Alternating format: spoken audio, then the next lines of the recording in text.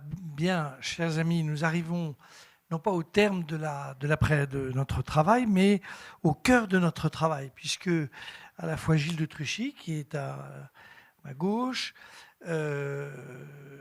Monsieur Rago, Lionel, qui est là aussi à ma gauche, et manque le troisième talentueux chercheur qui est Xavier Josinki. Ce sont les trois hommes qui, aujourd'hui, essayent de quantifier, d'analyser, de réfléchir à ce qu'est ce qu'ils appellent le multiplicateur disons, des industries de défense, c'est-à-dire combien est-ce qu'un euro dans les industries de défense dépensé par un budget public peut entraîner comme aspect positif et de création de valeur. Voilà. Donc, évidemment, comme l'a dit tout à l'heure le général de Villiers, la réponse est que ça va apporter plus que le 1 euro. Vous doutez bien qu'il n'y a pas de suspense. La seule question qu'on va, au fond, essayer de traiter, c'est où nous en sommes dans la recherche, parce que la recherche n'est pas terminée, mais elle est bien avancée. Et puis, nous allons essayer aussi de savoir jusqu'à quel point ceci est vrai. Comme je l'indiquais tout à l'heure, si c'était vrai, à ce moment-là, il n'y aurait qu'à mettre l'ensemble du budget de la France en dépenses d'industrie d'armement. Voilà, donc je rappelle juste que votre travail est à 3, qu'il est fondé sur, ou il va être fondé sur des données qui sont fournies par le ministère de la Défense et que vous allez nous donner une première approche de ce qu'on peut dire aujourd'hui, sachant que le programme doit être bouclé pour le prochain président de la République. Fin avril. Un tout petit peu avant, oui. Donc pour qu'il réfléchisse. Pour le deuxième tour. Voilà. Donc. Je fais une présentation. Je vais peut-être me mettre là-bas parce que je vais utiliser pas mal de transparents, donc ça sera peut-être plus facile voir également. Donc, je voudrais juste, merci à double titre de nous donner l'opportunité de faire cette présentation. Et puis, si on fait cette présentation, c'est parce que le Cercle des économistes nous a proposé de faire cette étude sur une évaluation de ce qu'est le multiplicateur de dépenses militaires en France. Alors, 3 petites remarques liminaires. La première, comme vous allez voir, je vais utiliser un certain nombre de slides, parce que comme l'a rappelé Jean-Hervé, l'étude n'est pas aboutie, puisque nous sommes engagés à remettre le rapport fin avril, donc on est encore en train de faire un certain nombre de travaux. Donc, je n'ai pas encore de document écrit, finalisé, qui vont vous présenter ces premiers résultats. Néanmoins, on a fait des slides assez complets, donc ceux qui sont intéressés, on pourra vous fournir ces slides. C'est pour ça qu'ils sont parfois un peu nombreux, détaillés, parfois techniques, mais je suis moins inquiet maintenant, parce que quand j'ai entendu M. Laoud, quand il a parlé de l'accélération, faire référence à la dérivée seconde, je me suis dit que je pouvais peut-être aller aussi pas mal dans la technique, et également Philippe Aguillon qui a parlé des variables instrumentales. La deuxième remarque liminaire, c'est... Donc effectivement, on a repris le titre de cette dernière session. Le titre de cette dernière session, c'est « L'économie de défense, moteur de croissance en France ». C'est là où il ne faudrait pas qu'il y ait méprise. C'est-à-dire qu'on va vous donner un chiffre sur la valeur de ce multiplicateur de 1 euro de dépenses militaires en plus. Qu'est-ce que ça implique sur la variation du PIB, combien d'euros en plus au niveau du PIB, donc la richesse créée en France. Christian de Boissieu a même dit le multiplicateur keynésien. Donc il y avait bien une référence un petit peu aussi théorique, parce que ce multiplicateur, ça vient de la théorie keynésienne dans la politique budgétaire. Si je dépense plus dans le budget public, quel est l'impact? Est-ce que ça peut relancer l'activité économique? Donc effectivement, si on trouve un multiplicateur supérieur à 1, on peut se dire bon, c'est très bon pour la croissance. Et c'est là où je voudrais dire, attention, ne nous méprenons pas. Alors, Philippe Aguillon, qui est un spécialiste de la théorie de la croissance, serait le premier à vous expliquer que ce n'est pas parce qu'on a un effet multiplicateur que ces dépenses-là sont un moteur de la croissance, sont la source de la croissance économique. Donc, on peut très bien avoir un effet multiplicateur, et on va vous montrer qu'on a un effet multiplicateur, mais la méthode qu'on a utilisée va aussi nous montrer que ces dépenses militaires, ces dépenses de défense, même si elles ont un impact positif sur le PIB ne sont pas le moteur de la croissance. Et comme l'a dit Jean-Hervé, si c'était le cas, dépensons de plus en plus, et il y a de plus en plus de création de richesses, donc on peut financer ces dépenses. Donc c'est ce qu'on appelle les moteurs de la croissance. Donc il ne faut pas se tromper sur la signification qu'on peut faire entre le multiplicateur, tel qu'on le définit, et la question qui est posée pour le titre de cette session, l'économie de défense, c'est un moteur de croissance en France. Dernière remarque liminaire, mais qui a déjà été évoquée par un certain nombre d'intervenants précédents. Finalement, cette question des multiplicateurs, c'est la question, sur un autre thème que je connais bien, qui est celui des politiques environnementales, ça revient à poser la question du double dividende. C'est-à-dire qu'avant toute chose, et c'est ça qui a bien été rappelé, c'est que les dépenses militaires, leur premier objectif, c'est d'assurer la sécurité extérieure de la France.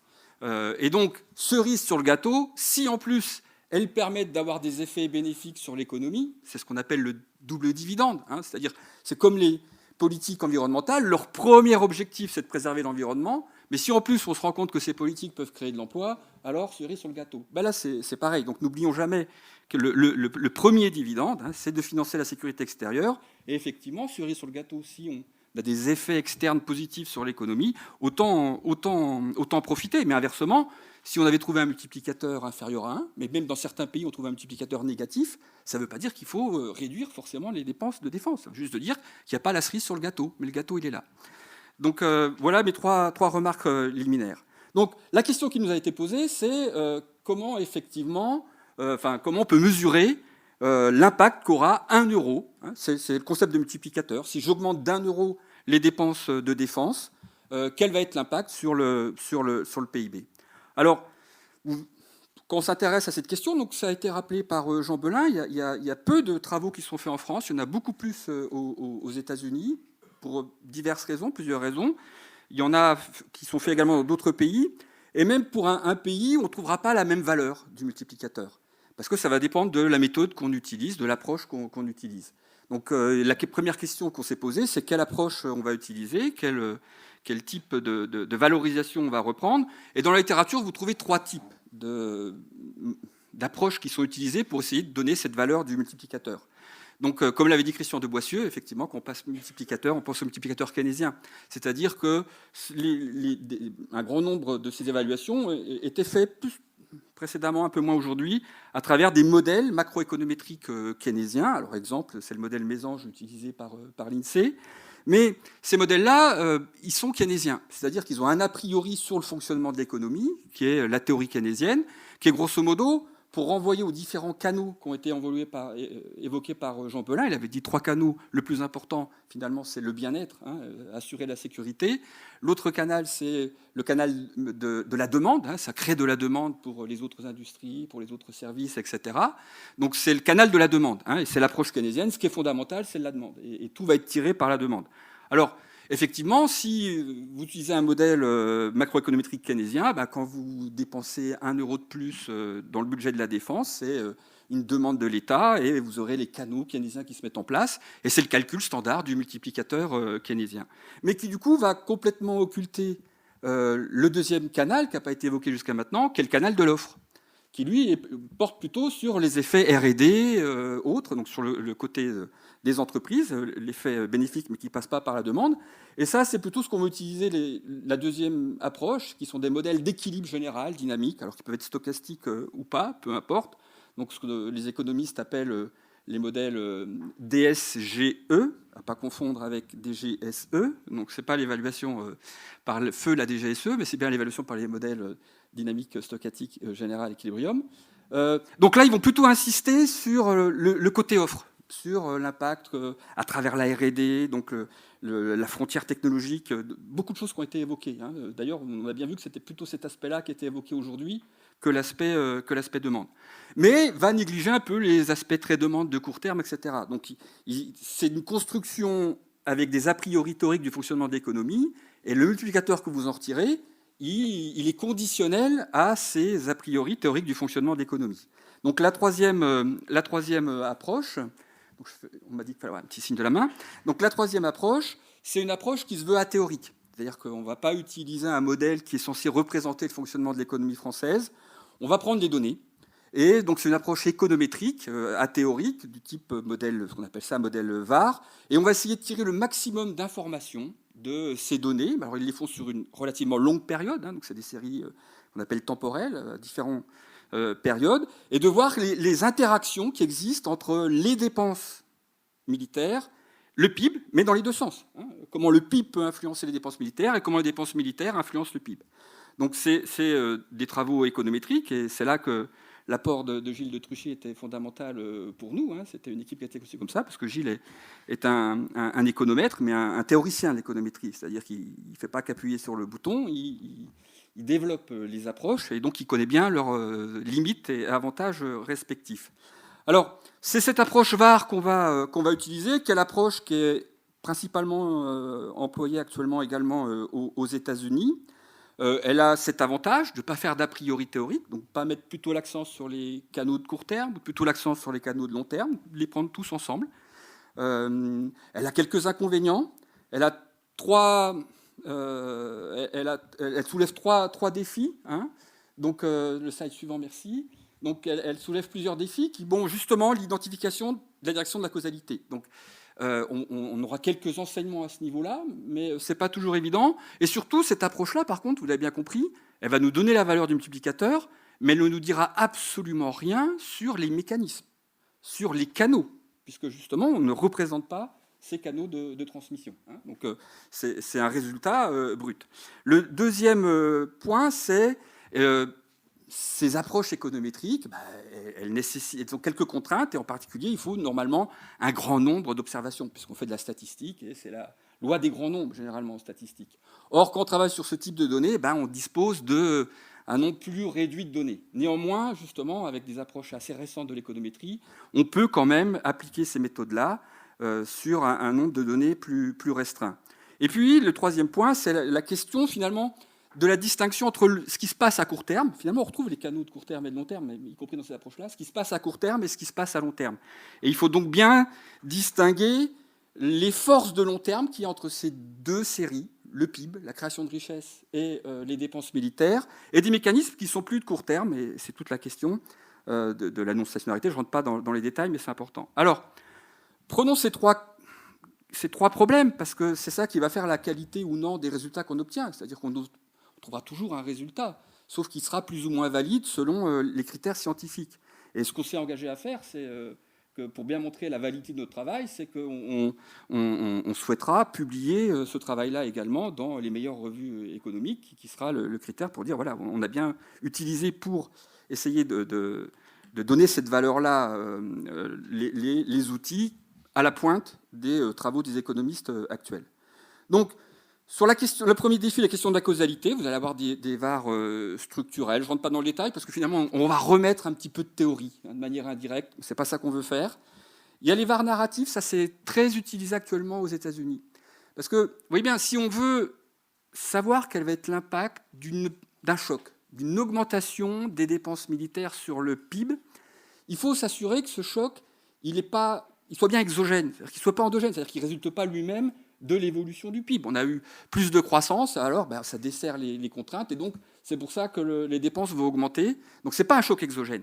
Alors c'est pour ça que beaucoup de travaux qui sont faits pour savoir quand l'État augmente d'1 € ses dépenses, quel est l'impact sur l'activité économique, beaucoup de ces travaux, indépendamment de la question militaire en tant que telle, vont utiliser justement les dépenses militaires.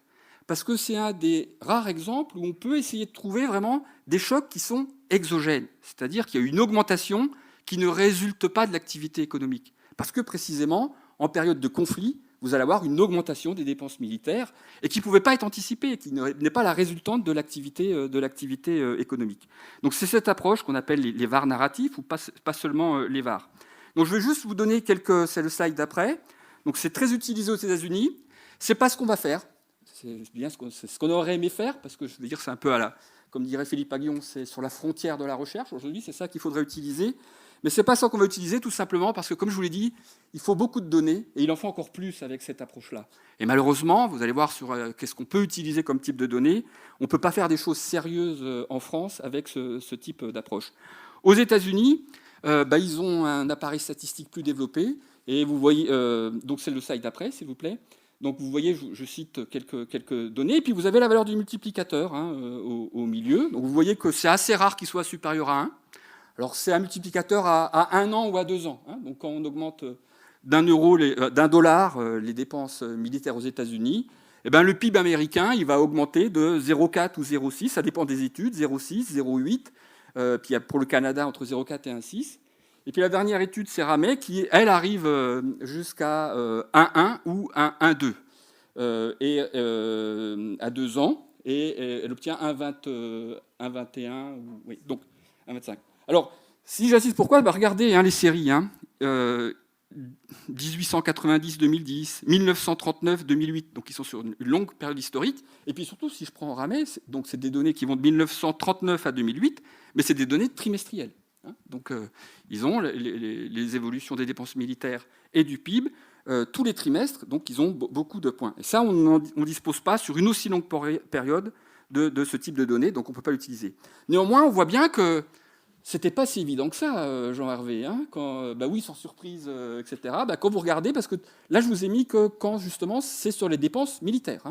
Il y a beaucoup d'études qui sont faites sur les dépenses en général, publiques, mais quand c'est typiquement sur les dépenses militaires et qu'utilisent une approche narrative, c'est-à-dire qu'ils ciblent bien les chocs qui sont exogènes, donc c'est bien cette augmentation qui n'était pas anticipée, voir comment elle va se traduire dans l'évolution du PIB américain.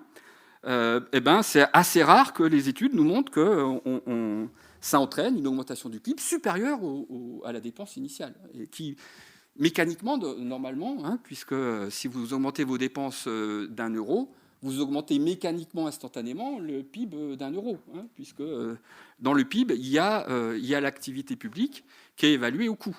Et donc, 1 € de dépenses militaires, ça augmente le PIB non marchand d'1 €. Donc ça montre bien qu'il y aurait des effets d'éviction qui ont été évoqués précédemment, en particulier aux États-Unis. Mais c'est des multiplicateurs de court terme. Ramet trouve 1,21 ou 22 à l'horizon de 5 ans. Donc on dépasse 1, mais au bout d'un certain temps. Deuxième limite, la taille de l'échantillon. Comme vous allez le voir, on n'a pas de données trimestrielles sur longue période. On pourrait les avoir, mais sur plus courte période, mais pas assez d'années. Donc on va être obligé de travailler avec peu de données pour l'économètre, mais il y a des méthodes, Bootstrap et autres, donc il y a d'autres approches, qui vont nous permettre quand même de pouvoir utiliser ces méthodes-là en étant certain que la valeur qu'on obtient est significative et valide du point de vue de l'économétrie. On peut parfois trouver des études qui ne vont pas faire attention à ça, donc on trouve quand même un résultat, mais quand on va confronter ce résultat-là avec la méthode du Bootstrap, on verra que ce n'est pas significativement différent de 0 ou autre, donc la méthode n'est pas forcément valide. Troisième point, et c'est celui-là qui est fondamental, c'est donc le slide suivant, merci, c'est la question des relations qu'il y a entre les dépenses militaires et le PIB à court terme et à long terme. Donc ça, on le prend typiquement en compte dans notre étude, puisqu'on va pas faire un VAR standard, on va faire un VAR co-intégré, c'est-à-dire qui va bien distinguer ce qui se passe entre les dépenses militaires et le PIB à moyen long terme, les tendances de long terme, et ce qui se passe à court terme, à l'aspect plus conjoncturel. Donc il y aura une relation de long terme et il y aura des réactions à court terme par rapport à cette relation de long terme.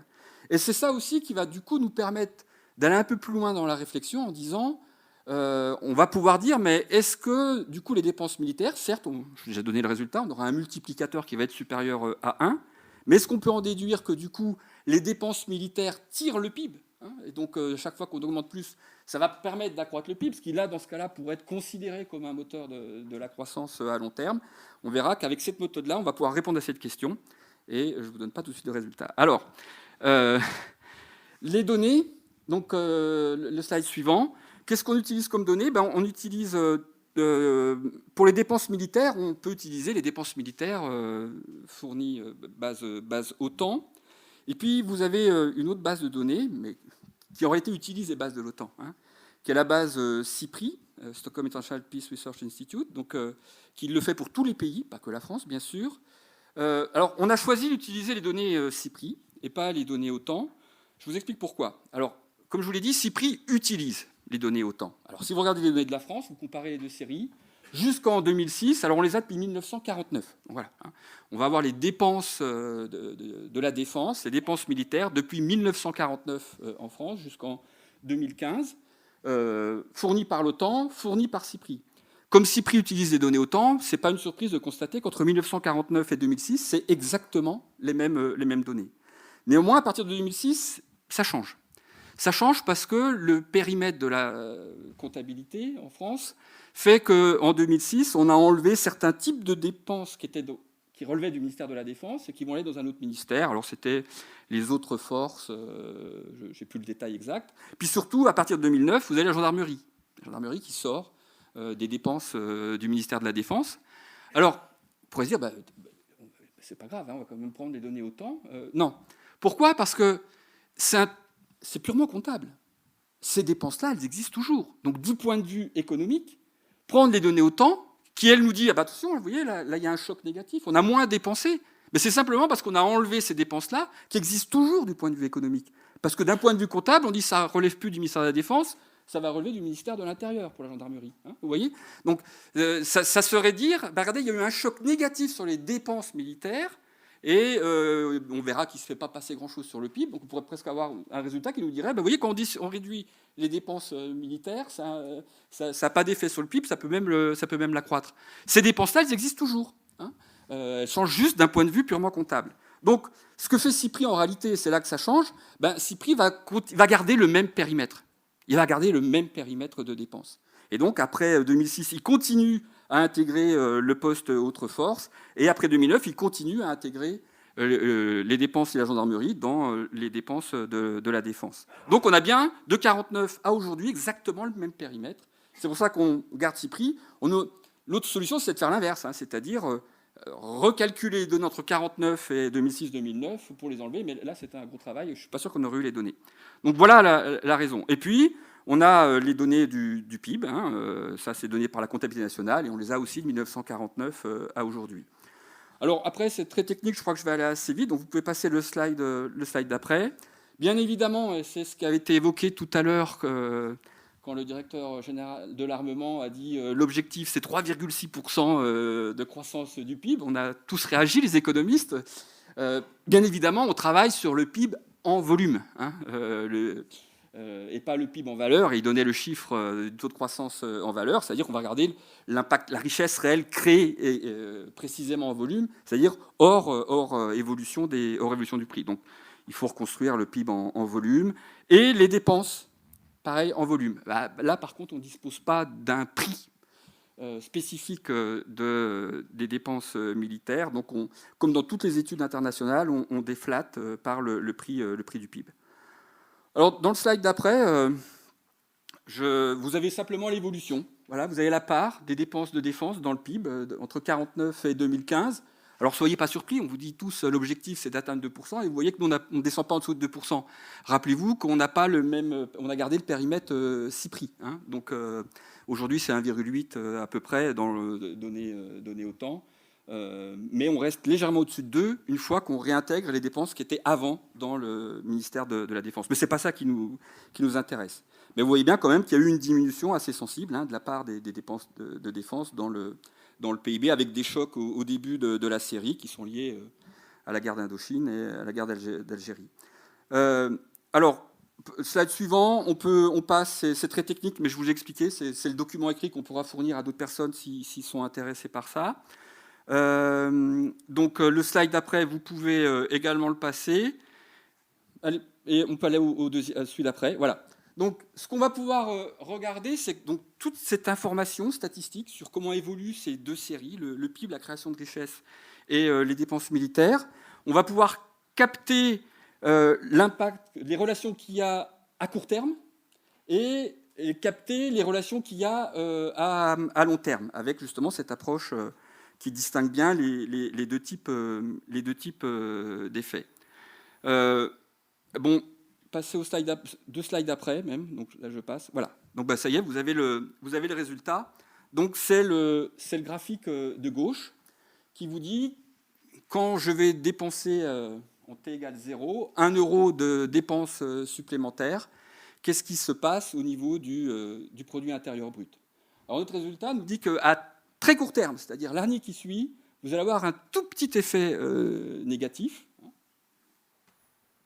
en dessous de 0, un tout petit effet négatif, puis ensuite, il va y avoir un accroissement du PIB, et à l'horizon de 3 ans, ça fait plus 0,25 €, à l'horizon de 5 ans, ça fait plus 1,21 €, à l'horizon de 10 ans, 2,22 €, et puis à partir de 20 ans, ça y est, l'effet, la diffusion, tout s'est terminé, et ça fait 2,57%.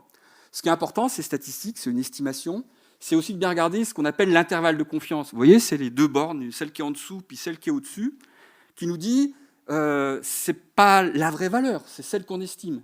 Mais à 95%, on est certain qu'elle est située entre ces deux bornes. Hein. Et on voit bien que à l'horizon de 5 ans, vous voyez, les deux bornes sont dans la partie positive. Donc on est certain, à 95%, qu'à l'horizon de 5 ans, ça a un impact positif sur le PIB. Et à l'horizon de 10 ans, la borne inférieure, elle est à la hauteur de 1. Donc à l'horizon de 10 ans, on est même certain que ça dépasse 1 €.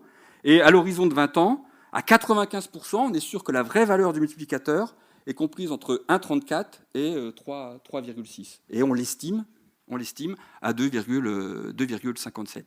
Donc ça montre bien qu'il y a un effet multiplicateur qui n'est pas immédiat. Donc plutôt à court terme, il y aurait un petit effet d'éviction très faible, mais ça met un certain temps, et surtout, ça montre bien que cet effet multiplicateur, il met du temps à se mettre en place. Donc, même si notre modèle n'a pas de fondement théorique, donc il n'y a pas de canaux de transmission précis, il aurait plutôt tendance à mettre en évidence que c'est plutôt les effets dits de l'offre, c'est-à-dire les effets de diffusion, de R&D, etc., qui sont à l'œuvre pour obtenir ce multiplicateur positif et relativement élevé par rapport.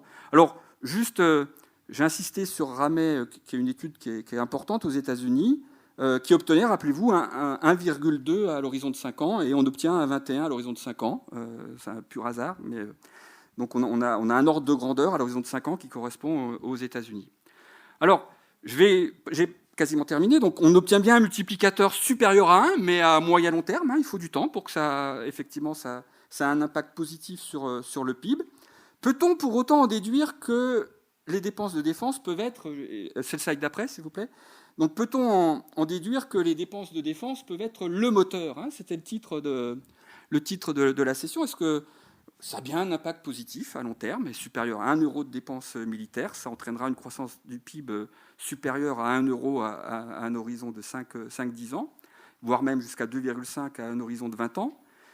Est-ce que pour autant on peut en déduire que, comme l'avait dit Jean-Hervé, allons-y, dépensons de plus en plus, ça accroîtra le PIB, donc quand on part, on va rester au même niveau à peu près, et ça va créer de la croissance. Alors, c'est pas aussi simple, c'est le slide d'après, s'il vous plaît. Donc c'est pas aussi simple, parce que justement c'est l'approche là qui est intéressante des effets de long terme, des effets de court terme et des interactions réciproques. Ce que montrent nos résultats économétriques, c'est que les dépenses de défense vont davantage réagir au déséquilibre de long terme. Ce que nous dit la relation de long terme, c'est que les deux évoluent d'une certaine manière ensemble. Okay, et puis quand il y a un déséquilibre, si j'augmente beaucoup mes dépenses de défense par rapport au PIB, donc je casse un peu cet équilibre, la force qui les tire ensemble à long terme, c'est plutôt les dépenses de défense à court terme qui vont se réajuster pour revenir à cette force de long terme qu'il y a entre les deux relations. Donc grosso modo, ça veut plutôt, c'est pas les dépenses militaires qui tirent le PIB, c'est plutôt le PIB qui tire les dépenses militaires. Ce qui n'empêche pas le multiplicateur. Et si vous me permettez, c'est le slide, 2 slides après. Voilà, c'est juste pour vous faire comprendre. Donc, vous voyez, on a deux séries qui évoluent ensemble, et on voit bien, elles évoluent un peu de la même manière, donc elles ont une force commune. Et puis la série du haut, là, vous faites un choc. Là, la série en bleu, ça serait les dépenses militaires, c'est fictif. Donc, si c'était les dépenses militaires qui tiraient le PIB, donc qui seraient source de croissance, quand vous augmentez les dépenses militaires, vous voyez, la série en bleu, elle augmente fortement, et le PIB y suit. C'est bien le moteur. Donc, c'est les dépenses militaires qui suivent. Nous, ce qu'on obtient, c'est ce que vous avez en bas. C'est-à-dire que quand vous augmentez les dépenses militaires, ça va avoir augmenté, le PIB va un peu augmenter, mais c'est le PIB qui va retirer les dépenses à la relation dite de long terme. Néanmoins, vous êtes quand même à un niveau un peu plus élevé que ce que vous aviez initialement au moment où vous faites le choc. Donc ça a bien un effet multiplicateur, mais c'est pas une source permanente de croissance, c'est pas ça qui est le moteur de la croissance. Alors, c'est pas complètement surprenant pour un économiste et spécialiste de théorie de la croissance, mais c'est bien comprendre, vous voyez, c'est pas aussi simple. C'est pas parce qu'on a un multiplicateur et qui est finalement relativement élevé par rapport à ce qu'on peut trouver de 5 que ça veut dire que les dépenses de santé sont le moteur de la croissance. Donc c'est ce que j'explique juste dans le slide suivant. Hein. Donc même si ce n'est pas les dépenses militaires qui, à long terme, tirent le PIB, ça n'empêche pas qu'une hausse des dépenses militaires a un effet positif sur le PIB, un multiplicateur supérieur à 1. Et donc c'est notre conclusion, c'est le slide juste après. Donc on ne peut pas conclure que les dépenses militaires sont le moteur de la croissance, mais elles y contribuent avec ce multiplicateur positif. Alors, 1 minute et j'ai terminé, c'est le dernier slide. Voilà, donc comme l'a dit Jean-Hervé, hein, on n'a pas fini. L'impact qu'il y a des dépenses de la défense en France sur le PIB agrégé, c'est fini. Hein.